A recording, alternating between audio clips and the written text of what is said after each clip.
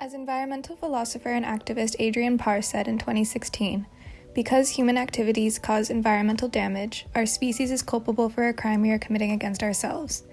But in our defense, humanity is largely trapped by the political form of liberal state power, which facilitates the smooth functioning of global capitalism, the source of the problem.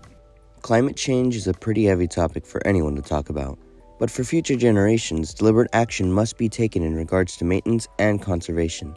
Otherwise, the demise of the Earth's ecosystem will hurt humans as well. I'm Francine. And I'm Petey. We are Tails and Fins. And we're going to tell you exactly why humans' impact on our environment can permanently damage the Earth's marine ecosystems. Let's take a look. Ocean acidification is the process of carbon dioxide mixing with water to create the product of carbonic acid. When this compound separates into hydrogen ions and bicarbonate, the pH of the ocean decreases. In simpler terms, an excess of carbon dioxide sparked through climate change in the ocean leads to it becoming more acidic. When this happens, it ties into what you might be familiar with in rising ocean temperatures. UN Secretary General's Special Envoy for the Ocean, Peter Thomas, gives us some insight on this process in his article, Preserving Ocean Life is Essential to Preserving Human Life.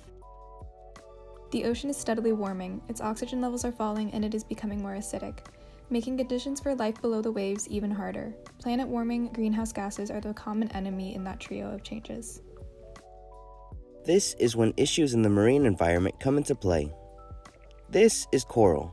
It's where a number of marine organisms like Francine live.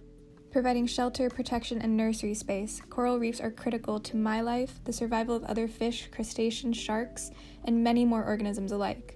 But when the pH decreases and acidity levels rise, this is what leads bright, healthy coral to turn into this. Coral bleaching. That's right, Petey. It's a serious issue in today's world. But where do humans fall into this? Well, greenhouse gases aren't the only human-led cause. Taken from authors R.V. Tate and F.A. Dipper of Human Impact on the Marine Environment in the scholarly journal Science Direct, radioactive materials may enter the sea from two main sources, namely weapon testing via atmospheric fallout and atomic power industries, which may raise the water temperature. Global warming of 2 to 4 degrees Celsius affects sea levels through melting of polar land ice, through expansion of seawater as it warms up, and also destroying coral reefs. But what can humans do with a problem this large? It's a little intimidating. I like to think that while no one can do everything, everyone can do something. Ocean acidification is not something that one person alone can solve, but if everyone is mindful of their personal choices and lifestyles, those little changes can help. Kumbergusi says it best in her book Speaking and Being, advocating that if we take climate change seriously, national interest will inevitably be superseded by the awareness that while there are many different countries, states, and nations in the world, we are one common human race, alike, on one common planet. Wow, Francine, that puts things into perspective. So what you're saying is that the dangers of humans' impact on marine ecosystems goes beyond the choking hazards of plastics. Human evolution is consistently shown to have an adverse effect on the environment around us. Exactly, from the creation of non-organic materials that break down into chemical compounds poisoning populations, to the advancement in radioactive power sources and weapons, humans are steadily leaching threats into the increasing temperature and acidity of the ocean. Our home is being hurt right now, and we need their help to fix things. This is helpful in moving on to our next point, nutrient concentration and migration. Hey Petey, did you know that colder water holds more nutrients than warm water does? Really? Tell me more. Because a lot of healthy nutrients, plankton, and detritus sink. That water is bound to be cooler than the water closer to the surface. When upwelling of that colder water brings it up to the top, it aids in keeping organisms alive. But with the warming of the oceans, that seems like it'd be a problem. Warmer water on the surface would make it harder for the cold, nutrient-dense water to rise in upwelling, meaning that those nutrients aren't as high in concentration near the surface as they should be. It's definitely unfortunate to say the least. In Al Gore's Why I Have Hope for the Climate Change Battle to Come from Time magazine, he shares that the extra heat energy being trapped on Earth and exacerbated by man-made climate change is now equal to what would be released by 500,000 Hiroshima-class atomic bombs exploding on Earth every single day. Wow. Can you imagine what that means for migrating animals that rely on nutrient-dense waters for survival and procreation? I don't think we have to imagine too much. Whether it be migrating for patterns in feeding or reproduction, the warming of the waters and nutrient distribution means that our food's food isn't getting their food. And so what does that mean for those higher up in the food chain? It means exactly what you're thinking, Petey. If our food's food dies off, our food dies off. And eventually, we will die too. Wow. That was pretty dark, Francine. Unfortunately, this means whales, fish, and even marine birds are having to work harder to find areas that have decent temperatures to reproduce, have offspring, and just feed. Speaking of birds, I read recently, according to Janice Wormworth and Kagan H. Sakirjiglu from Cambridge University Press, that predictive cues like temperature can be vital, because when birds must make the decision to breed, many can have no direct way to assess how much food will be available for hungry chicks, or to gauge other important aspects of their ecology. That's a great point, and that reminds me of another Goomsey quote. Even though humans are not the parents of the children of the animal kingdom, there is still a sense of responsibility in how they combat justice. Goomsey says, "We are all responsible for the problems that exist with society. Everyone's children are potentially affected by them. Only when our children means all children are we one step closer to attaining our ideals." I resonate with Gumase there. Even though you're a fish, Francine, I still care about you. Thanks, Petey. It's comforting to know that you wouldn't eat me, even if our species is so far from each other. Now, we know that with the warming of the ocean, nutrients that power and provide energy for organisms decrease in concentration. Because of this loss in distribution, migration of marine birds and mammals are being forced to be more rigorous, causing animals to travel further just for food and optimal shelters or nurseries. If this pattern continues and nutrient distribution continues to lower, the Earth will lose its biodiversity to organisms overworking themselves simply for sustenance. With all these in mind, the big and most obvious attention grabber is the dark stuff that Francine mentioned: extinction. While this is another sensitive topic, it's important to talk about how you, Petey, are also being hurt by humans' impact on the marine environment. Yes, you're right, Francine. While my species is not on the endangered list, polar bears are extremely vulnerable to the melting of the ice caps, and may end up on that list if action is not taken soon. But it isn't only my species that's threatened. Populations of Antarctic krill, a key food source for whales, seals, and penguins, have shrunk dramatically in recent decades, probably because the krill's ice habitat is melting, says Jeffrey Kluger in Keep Antarctica on Ice. That sounds a lot like what we were just talking about with our food's food. Everything connects in these terms, Francine.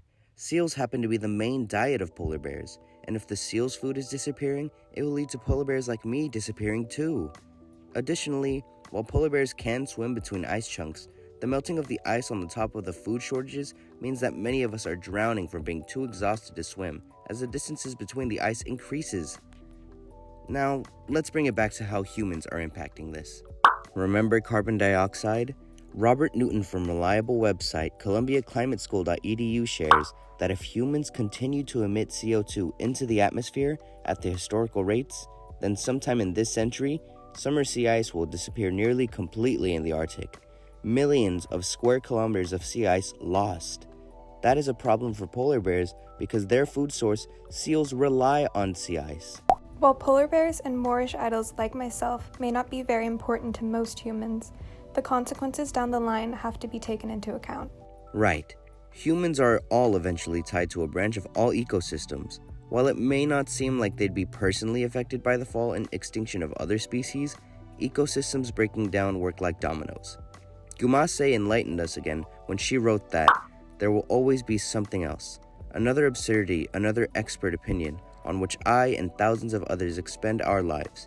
Instead of dedicating ourselves to interesting and forward-looking topics, we are wasting our energy fighting a pointless battle to simply make sure that things don't get worse.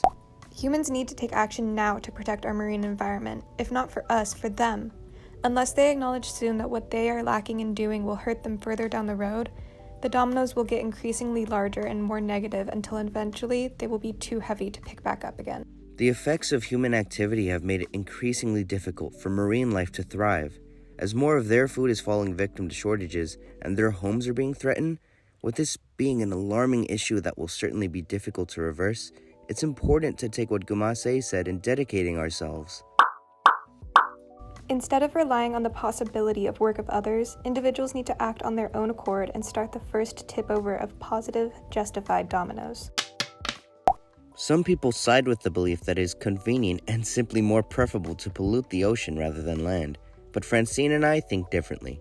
Though ocean dumping may be the easier option, sweeping problems under the rug or the waves, where they can't be seen and their effects can be minimized by geographical divide, does nothing to actually heal the damage caused. Instead, this ideology and process of action only delays the decline and inevitable failure of the environmental stability. Leaving problems for future generations to solve doesn't actually make things easier either.